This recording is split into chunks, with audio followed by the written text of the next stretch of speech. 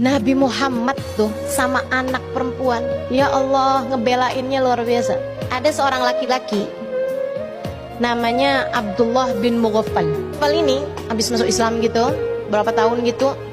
Para sahabat bilang, saya nggak pernah deh ngelihat Abdullah bin Mughaffal senyum, sampai nggak pernah tahu senyum dia tuh kayak gimana gitu. Sedih aja terus mukanya. Mukanya kelihatan selalu bersedih. Nabi Muhammad sampai penasaran.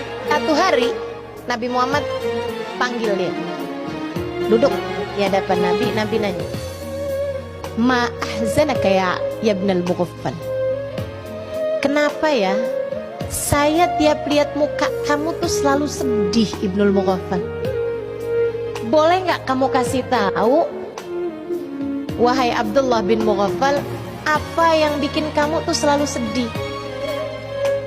Abdullah bin Mughaffal ditanya kayak begitu, tambah sedih. Ceritalah, kata Nabi. Abdullah pun cerita, saya meninggalkan istri saya di saat dia sedang hamil besar.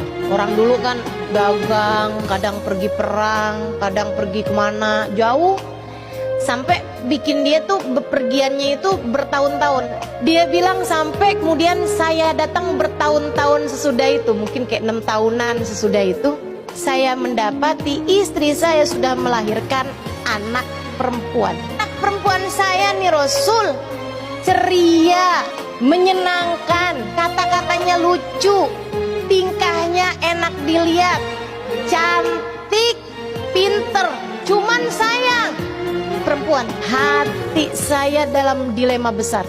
Enggak sih sebenarnya, biarin aja dah. Sama cemen Ibn Mughaffal kagak berani. Dia tuh kan benerannya sebenarnya bukan cowok tuh. Dia nggak berani nguburin anak ceweknya. Dan keegoisan serta kekerasan hati saya membuat saya nggak bisa tahan terhadap hinaan dan cacian dari kaum saya. Hingga satu hari saya pun memutuskan, saya bilang sama istri saya, dandanin anak saya. Istri saya udah paham. Waktu saya bilang dandanin anak saya, dia bilang, istri saya udah bilang, jangan dong Abdullah, jangan dong. Bilang istri saya dengan rasa takut dan gak berdaya, dia pun kemudian mendandani anak saya. Dimandikannya dia, dipakaiinnya baju yang bagus, diikatnya rambutnya, kemudian diajarkannya kalimat kepada anak saya itu.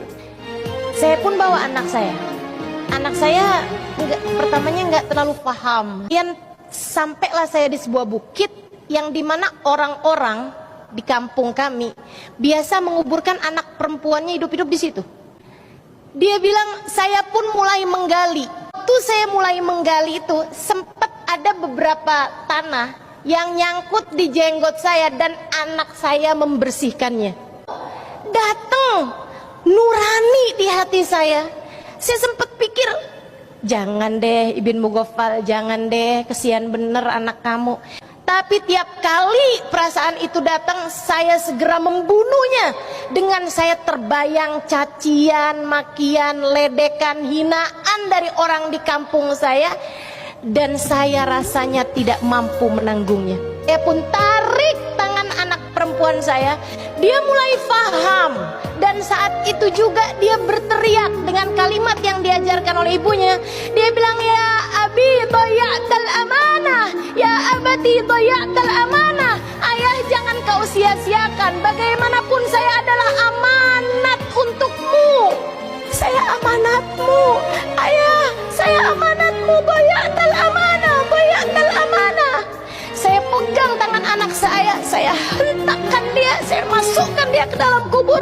Dan dia mulai menangis, meraung-raung, dia nangis terus. Dan saya tutup segera kubur tersebut sampai suaranya tidak lagi terdengar. Ya Rasulullah, setiap kali mengingat kejadian itu, yang selalu terlintas dalam benak saya membuat saya tidak mampu tersenyum apalagi tertawa. Kata Abdullah bin Mughaffal, saya menunduk dalam dan menangis. setelah selesai saya bercerita, saya masa kok Nabi diem aja gitu.